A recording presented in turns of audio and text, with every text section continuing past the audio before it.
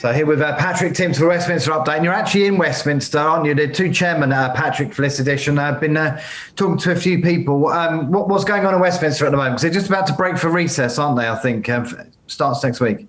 No, the House rose yesterday. In fact, we're about 5. I did encounter a couple of MPs just coming out who were just about to get the last train back home. So I think everyone is skedaddled at the moment. Of course, there are still staffers there, and some of the scene goes on in Portcullis House and in the Palace of Westminster. But most of the MPs have indeed skedaddled. Yeah, exactly. It's been quite an interesting week because we've had all this legislation going through, haven't we? And the government seems to be trying to push for a lot of legislation, don't they, at the moment? So we've got the police and crime bill, we've got the immigration bill going through, various other bills as well, making their way through Parliament. I think there's a healthcare reform bill as well, isn't there, Eve? There is, and there have been a lot of protests about that from NHS staff, mainly Labour Party supporters, and people on the left have been very, very angry about this. Of course, now the House has risen. It's going to be a few weeks yet before that actually progresses through Parliament. But as it stands, it doesn't look like there's going to be anywhere near significant enough opposition to prevent the passage of those bills. No, it doesn't look like it. I mean, I think the immigration bill went through quite comfortably. It went through by just under 100 votes, I think, didn't it? So, yeah. Yeah, no, I mean, I think the House is fairly united on well, not united, but it's got a good. Yeah. All of those bills have got good cases for their passage, and I can't see any of them failing to make it through. The one that's controversial at the moment is the vaccine passports issue. So, there are suggestions in Westminster at the moment that actually. If the government isn't very careful about this, it could well end up being defeated, which of course would mean a massive blow to the Prime Minister. Not so much in terms of the issue, because I think people are objecting more on principle than anything else. By the time that they're set to be put through the September kind of time, well, most young people should be vaccinated by then anyway. It's mainly the younger age bracket that's concerned about it. So I think it would be more of a defeat on principle, and that actually would be Boris Johnson's first major defeat in that sense. So that's the most controversial issue at the moment. That actually carries the risk of there being some high drama in the House when it sits again. Yeah. Do you think he's just pushing through COVID passports and vaccine passports just so that there's a threat to get them vaccinated, the youngsters, ahead of September and the winter period? Well, a lot of people have said that, and yes, I think personally, I think that's probably the most likely reason for doing it. It may well work. But I think there are people who are very, very. I think it's Steve Baker and several other Tory MPs who have very much disavowed this. I did hear a rumour last night that Steve Baker is actually going to boycott the Conservative Party conference on the basis of this issue, the vaccine passports. Yeah. What else has been going on? I know you've. Sir Keir Starmer has come under pressure again, isn't he, from his own side? I've noticed there's been a lot of rumblings in Brighton. Some people I've been speaking to in Brighton about his leadership, and I think they're kind of maybe Labour Party supporters are beginning to worry a bit ahead of the next election. Yes, well, so on that score, I think really, we don't know when the next election is going to be. So it's very difficult for people to, once the fixed term parliament has been repealed, it's very difficult for people to actually speculate on that.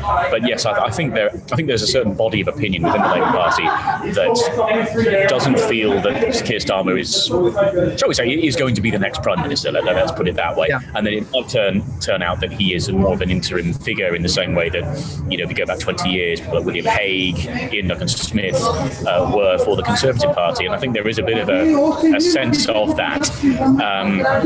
But with that said, of course, one of his main jobs, I think as he sees it, is to deal with the far left groups in the Labour Party, which, as you'll have read in the Daily Mirror last weekend, that is exactly what he seems to be doing. He's going to, he was announcing he was going to proscribe 4 groups of people who could probably be described as being on the far left. and it was then put to a vote in the NEC, the Labour Party ruling executive, on Tuesday, and that was passed. So it seems now that, I mean, what we've seen on Twitter since then is that it looks as though those people are going to be receiving letters telling them that if they're not yet expelled from the Labour Party, they are now. Now, of those groups, I've heard rumours that some of them are going to be meeting over the weekend to discuss their response to that. There's also been a suggestion that a couple of them are going to merge, which makes quite a lot of sense because a lot of these far left groups are actually just the same people, just with different names and different causes and different priorities, but it's the same crowd. So this is going to be a very interesting fallout from that, I think, and Wolves of Westminster will be covering that. And how many people are we talking of here? I mean, how much damage can they do to Keir Starmer? And the other thing is about Momentum. Where are they at the moment, and where do they fit into all of this? So Momentum are not among the list of prescribed groups, which they'll be very happy about, but they did release a statement in solidarity saying, we don't approve of this. He's just trying to drive socialists out of the Labour Party. So they're not happy, but they're not being targeted. In terms of how many people, I don't have exact figures for you, but I think we're looking at in the hundreds, definitely. But the thing you've got to bear in mind with a lot of these groups is that actually a lot of their members have already been expelled. Some haven't, some are suspended, but not yet expelled. So there are some names I could mention that I won't, for whom it's like, well, what can you do to me? You can't expel me, you've already expelled me. Yeah, exactly. Yeah, they are planning for the next Labour conference. By the way, they are planning a resist event that will be held at a hotel nearby. People like Jackie Walker will be there, who is a former vice chair of Momentum until she was suspended and then expelled a few years ago.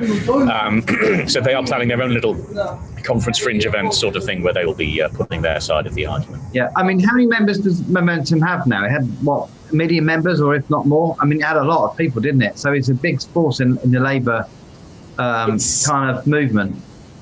I wouldn't say it was as high as a million. Right. I would say you may be on the order of a few 100,000, but since Jeremy Corbyn stood down as Labour leader, there has been a bit of an exodus anyway from both the party and from Momentum itself. It's I think now it might be more likely that they're down to in the tens of thousands. Yeah. What about Boris Johnson? And he's coming under pressure again with the kind of the lifting of the regulations. I noticed the BMA, British Medical Association, of saying that we should have the restrictions taken back. And Sir Keir Starmer's come out and said it was the wrong time to lift the restrictions. Time will tell, won't they? I mean, cases have gone up, but hospitalisations are still fairly low. Deaths are still fairly low, although obviously every death is a tragedy. Yes, the Prime Minister. The trouble the Prime Minister's in at the moment is he really can't please everyone, and I think he's going to have the courage of his convictions in one direction or another, and go in a particular direction, because it's not going to be the case that he can please everyone. I would go so far as to maybe be bold enough to suggest that was a problem for his predecessor, albeit in a very different nature. So at the moment, we're not seeing any signs from Downing Street that there's going to be any backtracking on this at this stage, but you never know. That there have been several people saying we should have restrictions reimposed from as early as September, before the winter even really kicks in a sense. So we'll have to see what Downing Street does. But I think he's always been clear that he wanted this to be, the last time. Yeah. What's your thought on it? I mean, do you think that we're gonna get the restrictions back, or I mean? In Brighton, it seems that a lot of the face mask wearing has, people are still wearing it on the buses, public transport. So it seems to, his recommendation seems to be sticking, and people use their common sense, as Boris would put it. Well, as I said last time, Mark, it's one of those where, whereas before we saw this battle played out on Twitter between the people who wanted the guarantee of safety, the people who wanted the guarantee of freedom. Well, now you see it on the street scene. You see it in terms of who's wearing a mask on the street, who's wearing a mask in the shop, who's wearing a mask in the pub. And so what you're going to see now is the actual divide in the country between the people who prioritise the one over the other, and how long that will last, we don't know. Given that, I think really the danger for me personally is that things being made optional means that they may just end up being permanent for some people, and I think that would be a shame. But obviously, as you say, it is about common sense. It is about individual choice. Some people are more vulnerable than others, and it looks like that's the way things are set to be for the foreseeable future. Yeah, exactly. So we've got the recess then. I mean, what do you think is going to be happening over the recess? Keir Starmer saying he's going to be out and about, and he's going to be speaking to the people, to real people. Well, I mean, I think there was a well-publicised incident the last time we tried that. I got thrown out of the pub, didn't we? But I'm sure that's not going to be a typical experience for him. You've got to have a lot of sympathy with him. He became leader during the pandemic, and actually he wasn't able to get straight out there and start meeting the voters. So I guess there's a version of Sir Keir Starmer as leader of the Labour Party that we haven't seen yet, and maybe in the months to come, we'll start to see who that man is. Yeah, okay, we're going to leave it there for the first half. Join us for the second half. We're speaking a lot more to Patrick Timms and the Wolves of Westminster blog about an update on Westminster. Join us then.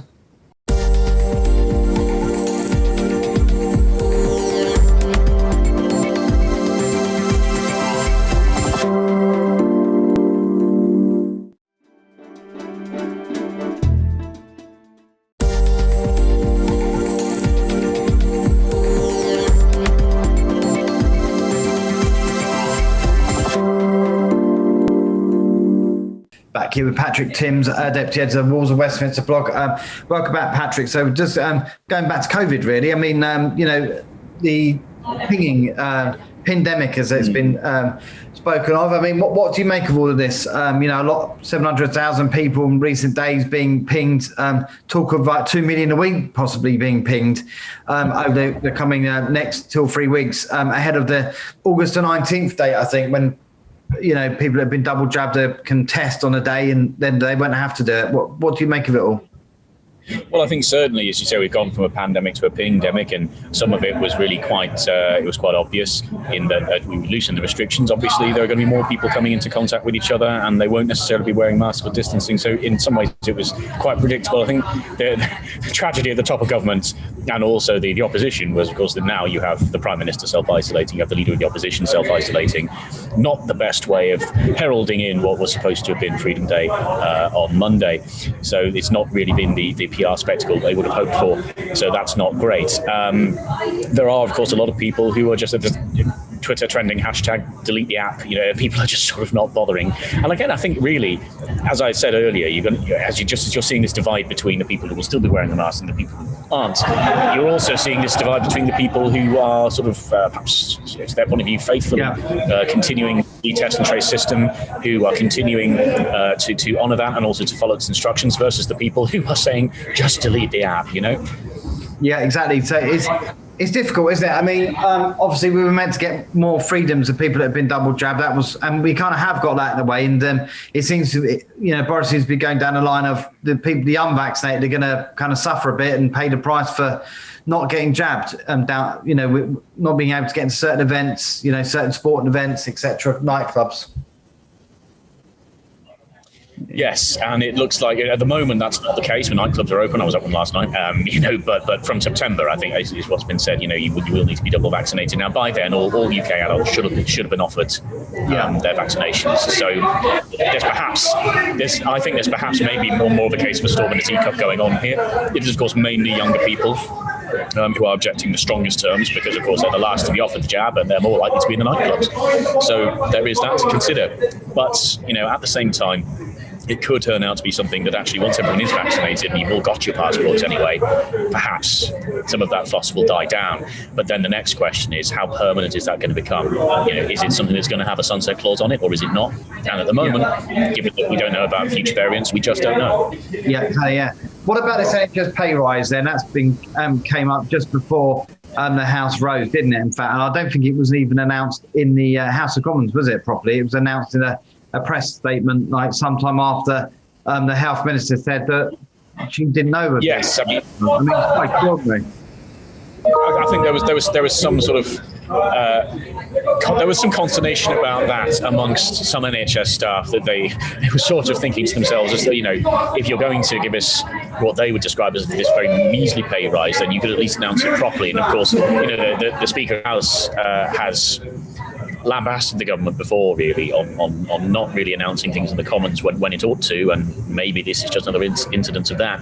I think there are going to be some staff in the NHS who are grateful to get any kind of pay rise. There are many vocal voices otherwise, though, who are saying, actually, no, this is an insult. After everything we've been through, it's if you look at it in real terms, taking into account inflation and that, actually pay is still falling. And I remember that same argument from my trade union days, sort of 10 years or so ago, when it was the same thing with all public sector workers. We were being given a 1% pay rise, but actually, given that inflation was running at 3% at the time, it was in real terms a 2% pay cut. So I can see both sides of that argument, but it's one of those that's bound to run and run, I think. Yeah, exactly. Yeah. What about with GB News? We were just talking about that off air. I mean, it's meant to be this kind of new way of delivering news to the UK. It's had a bumpy start, to say the least. I mean, we're led to believe some of these ratings are coming in at 0 or round about 0. Some shows doing well, some others struggling badly. There was some commentary on Conservative Home today, actually, that was saying, what part of the implication was, how much of a news channel is it? Because a lot of it is opinion and discussion, which isn't actually news. So I think obviously the channel needs to consider its direction. There was an email they sent out to supporters a few days ago saying, we're listening to you. You've asked us to make some changes and rebuild the sets and do a few things, and that's exactly what we're going to do. So I think the channel is taking the view that this isn't a complete disaster, and insofar as it is, it can be fixed, and that it intends fully to continue with what it's doing. Yeah, what do you? I mean, it's got a lot of local news coverage, regional news coverage, and but it seems that isn't as popular as what they thought it might be, and maybe other channels have tried the same thing. I mean, we don't see much regional coverage with the BBC and Sky, do we? Either.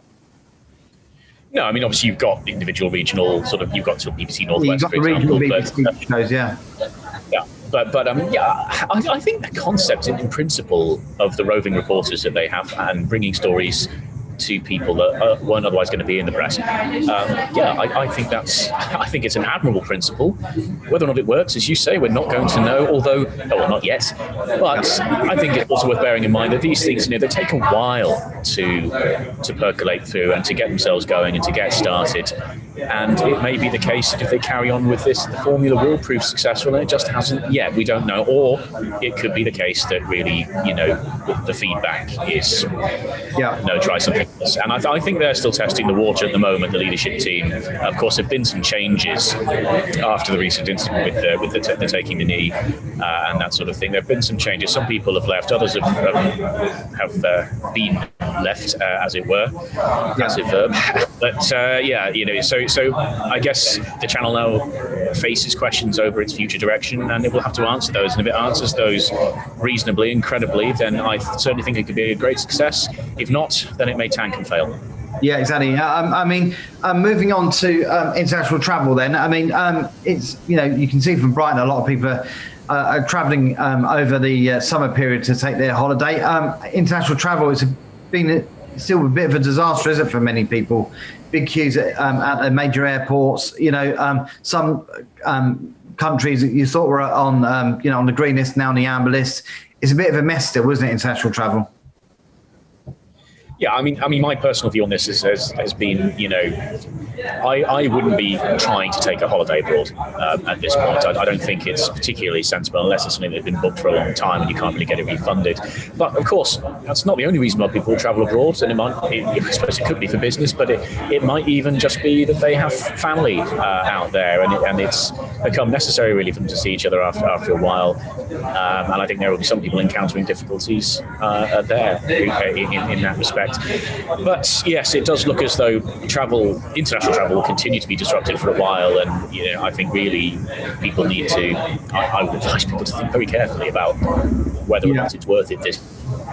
Yeah. What about Boris? I mean, his poll ratings are still, the Tories are still polling at 9% lead over the Labour Party. It's quite astonishing considering what's gone on with COVID and some of the mistakes they've made there. You know, Matt Hancock, Priti Patel. I mean, they're still leading Labour in the polls by quite some way. And this is not just one poll; it's a number of polls put them in the lead. So I think we can read something into that, can't we? So they're doing something right, or Labour's doing something wrong.